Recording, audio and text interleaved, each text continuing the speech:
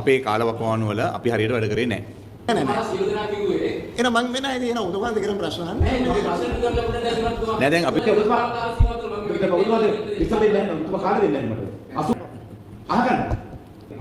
ඔබතුමාලගේ ඔබතුමා අනුකාරතුරු හිටිය අනුදුරත් එක්ක සත්‍යව නියෝජනය දෙකිය මේ පසුගියද දශක 3 ඔබතුමාලා කාලේ ඔබතුමාලා සත්‍ය දේශපාලන හිටපු කාල සීමාව බලන්න පාරම ගහන්න ගෙනාවට නොහඬපතේ ඉල්ලාස් පැහැදිලි ඉල්ලාස් මේ වගේ බඳාගන්නක් ඇති වෙලා ඒ වගේ වෙලාවක ඔබතුමාලා කියලා මේ ඉල්ලාස් වකී බලන එක එහෙම සිද්ධ නැත්නම් බලාත්කාරේ අනුරාධපුරේ වෛගල බඳාගාරේ කියලා කිසි සිද්ධියකට ජතයිතු දෙන්න ඒක ඔක්කොම දන්නවා දැන් මෙමය පොඩේ නෑ මම සිරසනේ ඔව් ඒක පැහැදිලි නෑ පොඩේ නෑ නැගිට ගම ඊට පස්සේ පොඩකින් නෑ ප්‍රශ්නයක් මේ අහන්නේ ඒක දේශපාලන ප්‍රකාශයක් කරන්නේ ඔක ප්‍රශ්නයක් මේ අහන්නේ රයිට් එන්න මොකද නෑ අය සයින් උත්තර දෙන්න මොකද්ද අපි මේ ප්‍රැක්ටිස් කරන ලෝයස්ලා දින මම මේ කියන්නේ හරි බොහොම ස්තුතියි හරි thank you ඔබතුමා උදාහරණයක් දුන්නා ඊයරවල මම කාලේ සංකල්ප සම්පූර්ණ ක්ලාස්මයි ඔබතුමාලගේ දේශපාලන වාතාවරණය පස්සේ දැන්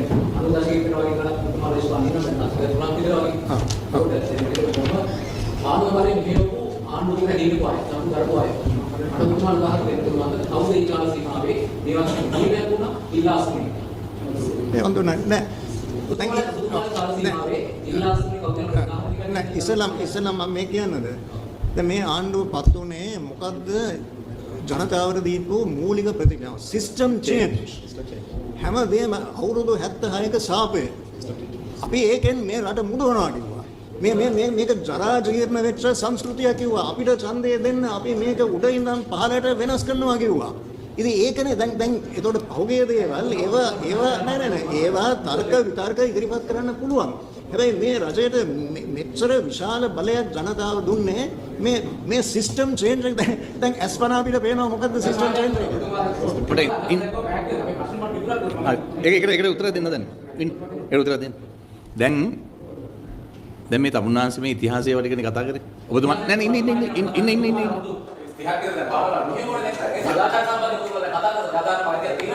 හරි හොඳයි දැන් උත්තර දෙන්න දෙනවා මෙහෙමයි අපි දැන් ඔය කොහොම දැන් මෙතුමත් කිව්වේ කතාවනේ ඒ කියන්නේ අවුරුදු අපේ කාලවකවානු වල අපි හරියට වැඩ කරේ නැහැ ඒකනේ හරි ඔය ඔක්කොම කිව්වා අපි තමයි වැරදි කරේ අපි තමයි මුකුත් කරේ නැත්තේ අපි තමයි මේ විනාශ කරේ අවුරුදු 70ක් අපි තමයි මේවා කරලා තියෙන්නේ කියලා විශාල ජනමතයක් හැදුවා හරිද එහෙනම් ආඩාරතුමා ඉස්ලාම් විද්‍යාත්මක උදාහරණ කියනනේ ඒක උදාහරණ දෙන්න දුන්නේ ඉතින්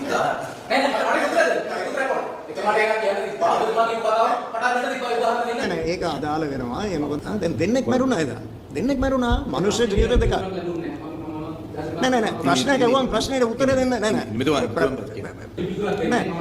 නෑ ඒක උතුමාගේ නෑ අපිට ප්‍රශ්නයක් අහුවොත් අපිට අයිතිය දෙනවා ප්‍රශ්නෙට උත්තර දෙන්න දැන් මනුෂ්‍ය ජීවිත දෙකක් නැති වෙලා අධිකරණ ඇමතිවරයා සාකච්ඡාවක නෑ ඉතින් එහෙනම් නෑ එහෙනම් මම වෙන ඉතින් එන උදවන්ද කරන ප්‍රශ්න අහන්නේ නෑ දැන් අපි මන්ත්‍රීවරයෙක් නෙමෙයි ਉਹ රාජ්‍යයක් වෙලා හිටියා.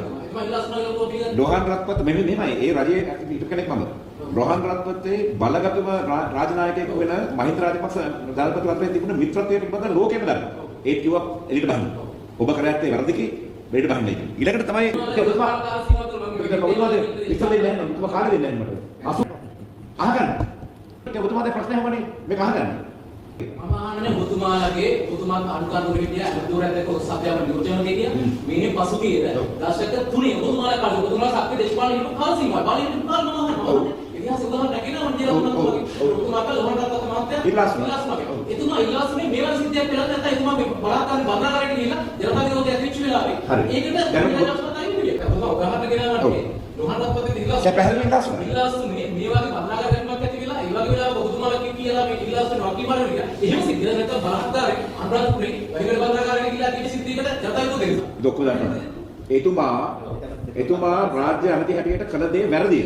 මේ සිද්ධිය සහ මේ සිද්ධිය බඳාගාරය ඇතුලේ මේමයි අපි කතා කරන්නේ හරි මෙමය ඔබ පොඩේ නෑ මම ඉතින් ඒ නිසා මං හිතන්නේ ඔබතුමා සිරසනේ ඔව් ඒක පැහැදිලි නෑ හරි සිරස කොහොමද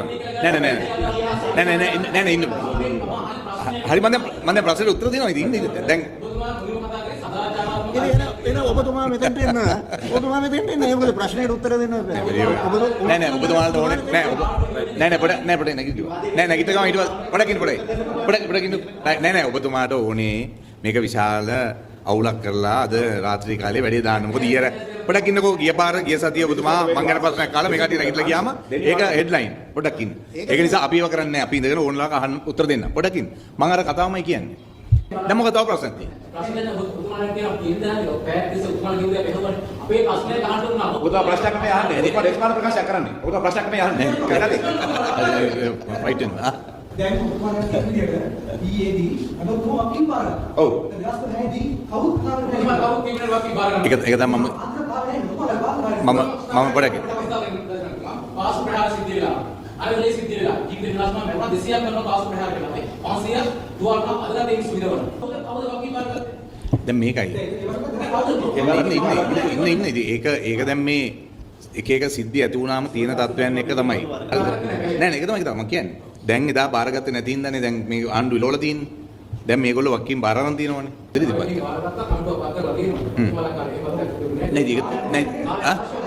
නෑ කාලයක් අවශ්‍යයි මම ඒක කාලයක් යයි අපි දන්නේ නැහැ කොච්චර කාලයක් යයිද කියලා ඉතින් එතුමම කිව්වා මම වක්කීම සම්පූර්ණයෙන් බාර ගන්නවා කියලා වක්කීම් බාර නෑ ඒක හොඳයි ඉතින් ඒ වකීම් නෑ ඒක තමයි කියන වකීම් බාරගත්ත එක හොඳයි. වකීම් මේ ආණ්ඩුවේ ගත්තම සාපේක්ෂව ඒ වකී බාර ගන්න කියන එක හොඳයි නැති කියන ඉතින් මම හොඳයි කියලා කිව්වනේ. දැන් මොකක්ද තියෙන ප්‍රශ්නේ? නෑ ඉතින් මොකද? නෑ අපි නම් මගේ ස්ථාවරය. ඒ ඔබතුමාලා කල්පනා කරන්නේ. මගේ ස්ථාවරය මේකයි පෞද්ගලිකව මේ රටේ ප්‍රවේශයක් හැටියට. හරිද?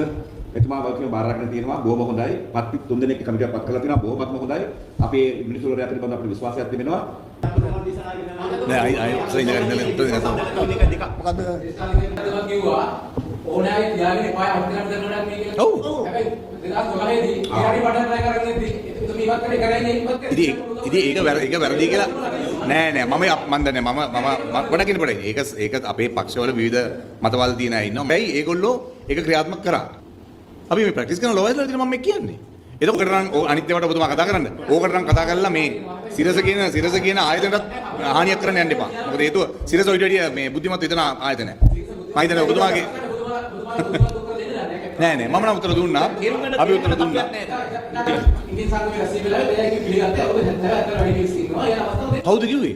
දැන් මාධ්‍යම පස්සේ එතන පොඩක් මෙහෙමයි විවිධ අදහස් තියෙන අය ඉන්න පුළුවන්. අපි හරි. බොහොම ස්තුතියි. හරි.